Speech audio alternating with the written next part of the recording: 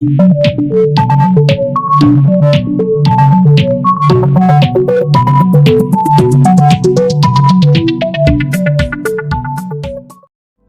Personally मेरे को सबसे ज्यादा जो प्रॉब्लम है एजुकेशन सिस्टम से वो ये है कि वो बच्चों में क्यूरियोसिटी खत्म कर देते हैं लोग एकदम से, कि मतलब बच्चों को मतलब बिना सवाल के ही जवाब दे दिया जाता है। सवाल उनके मन में नहीं आता है, जवाब दे दिया जाता है और फिर बच्चों को वो चीज को याद करना पड़ता है। और बिना सवाल की जब कोई चीज याद करो तो रट्टा मारना हुआ, फिर बाद में भूल जाते हैं। मतलब बच्चों को खुद से डाउट आते ही कोई भी चीज पढ़ने में। और ये मतलब बिना सवाल पूछे जवाब मिलते जा रहे हैं। और ये चीज का मतलब जब बड़े होते तो यही चीज सेम चीज अप्लाई होती है कि जैसे हमारे मन में कुछ सवाल है तो उसको गूगल कर लेंगे, उसको खुद से पता करने की कोशिश ही नहीं करते।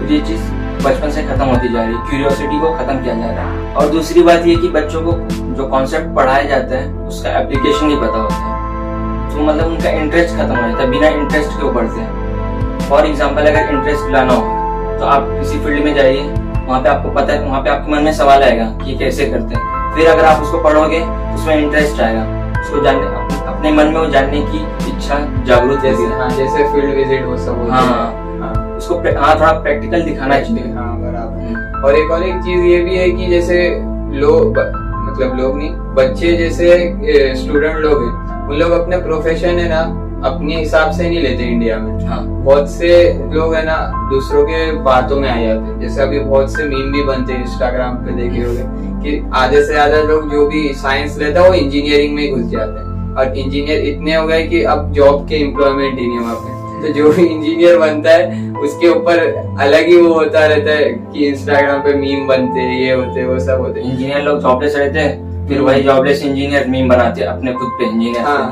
तो यही चीज है कि दूसरों के इस पे आके अपना प्रोफेशन नहीं लेना चाहिए, अपनी स्किल्स खुद पहचानना चाहिए। भले अगर एजुकेशन सिस्टम में वो नहीं हो रहा है तो इंसान को खुद से रिलेट करना चाहिए कि मैं कौन सी फील्ड में अच्छा हूँ। जैसे अगर आर्ट्स की फील्ड में अच्छा है वो, तो वो आर्ट्स ले, जरूरी नहीं कि साइंस लेके इंजीनियर। क्या मतलब होगा जब वो इंजीनियर बने और उसको एम्प्लॉयमेंट में जॉब ही नहीं मिले, उसकी लाइफ तो फ्यूचर मतलब ज्यादा अच्छा नहीं होगा ना। फिर वही चीज हो जाती है कि वो इंजीनियर बन के कोई और चीज में काम कर रहा है। दूसरी चीज ये है कि मैं इसमें एक पॉइंट ऐड करता हूँ कि जैसा कि मतलब सवाल बहुत गलत पूछा जाता है बच्चों से ये पूछा जाता है कि तुम क्या बनना चाहते हो।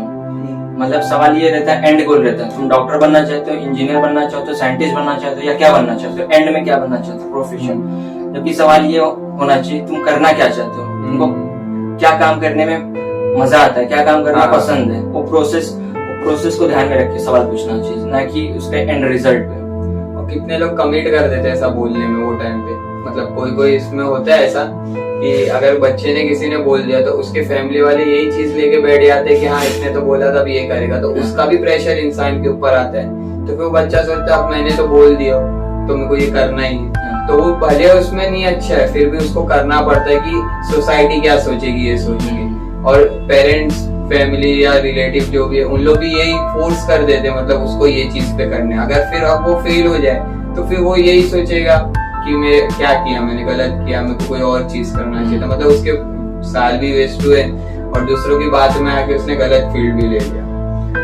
इसमें एक और चीज ये है कि ज्यादा ऑप्शन नहीं रहते बच्चों को, ज्यादा ऑप्शन पता ही नहीं रहते।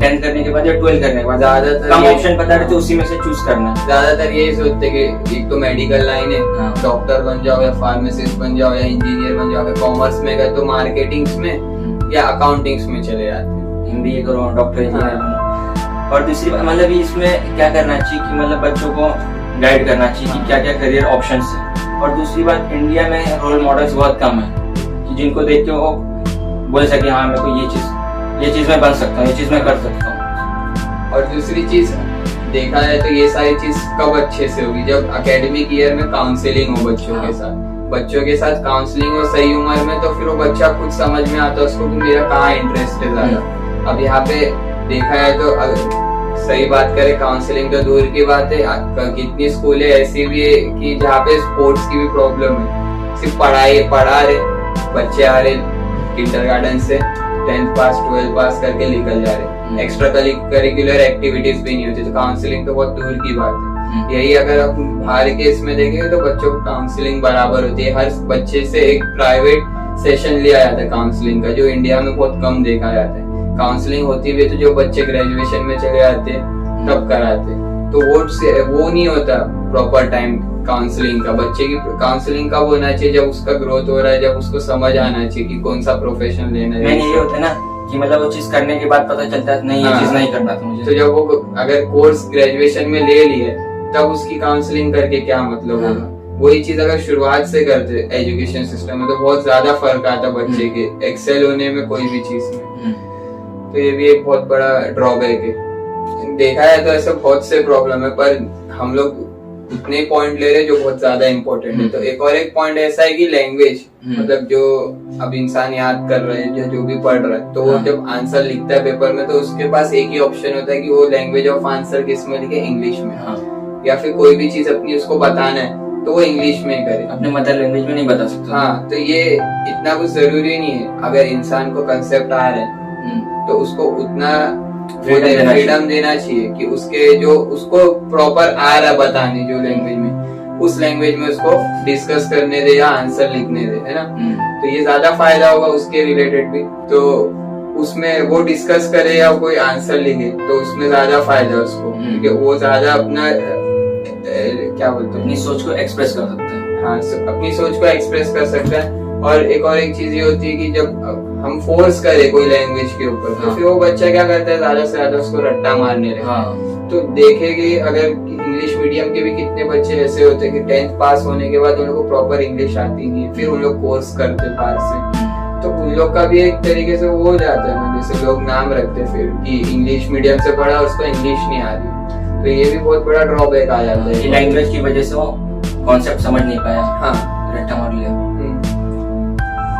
और एक और चीज ये है कि जैसा कोई भी टीचर है तो मतलब वो सबको एक साथ लेके चलने की कोशिश करता है। समझ लो सब बच्चों को समझ में आ गया, एक बच्चे को नहीं समझ में आया तो बच्चा समझ लो पूछा भी नहीं है, उसने बताया भी नहीं। सबको एक साथ लेके चलने में क्या होता है, अगर वो बच्चे को समझ में नहीं आया, अगले दिन भी नहीं समझ में आया तो लिंक टूट जाता है, फिर उसके बाद उसको समझ में नहीं आता तो वो पीछे ही चला जाता है। तो मैं टीचर को भी प्रॉपर रोल निभाना पड़ता बच्चों, टीचर को निभाना। और दूसरी बात ये कि टीचर्स को मतलब टीचर्स के लिए भी एक एग्जाम रहना चाहिए कि बच्चों को एकदम बेस्ट टीचर मिले, क्योंकि बच्चों का फ्यूचर टीचर्स पे ही डिपेंड है। और टीचर्स की ना सैलरी ज्यादा रहनी चाहिए, ताकि जैसे कि लोग सोचते ना कि इंजीनियर बनूंगा, डॉक्टर बनूंगा या कुछ भी बनूंगा, ऐसा सोचे कि टीचर्स बनूंगा। और उनकी सैलरी ज्यादा रहनी चाहिए। उन लोग का भी माइंडसेट ऐसा हो कि हमको जो काम कर रहे हो प्रोफेशन एक अच्छा मतलब बड़ा प्रोफेशन है। हाँ, सोसाइटी से बहुत बड़ा प्रोफेशन है कि बच्चों को ट्रीट करना और उन लोगों को पढ़ाना, पूरा फ्यूचर डिपेंड है उस पर। बराबर। तो जैसे हम लोगों ने अभी डिस्कस किया, ऐसे तो बहुत बड़ा टॉपिक है एजुकेशन के रिलेटेड। अगर हमारा ये वीडियो आपको अच्छा लगा तो आप रिक्वेस्ट कर सकते हैं, इसके आगे भी हमारे पास बहुत से पॉइंट है। और अगर आपकी जो राय है जो हमने अभी डिस्कस किया उस पर कुछ नेगेटिव या पॉजिटिव आप कमेंट सेक्शन में डाल सकते हैं। और अगर हमारा वीडियो आपको अच्छा लगा हो तो लाइक कीजिए, शेयर कीजिए और सब्सक्राइब कीजिए। आज के लिए बस इतना ही, मिलते हैं अगली वीडियो में।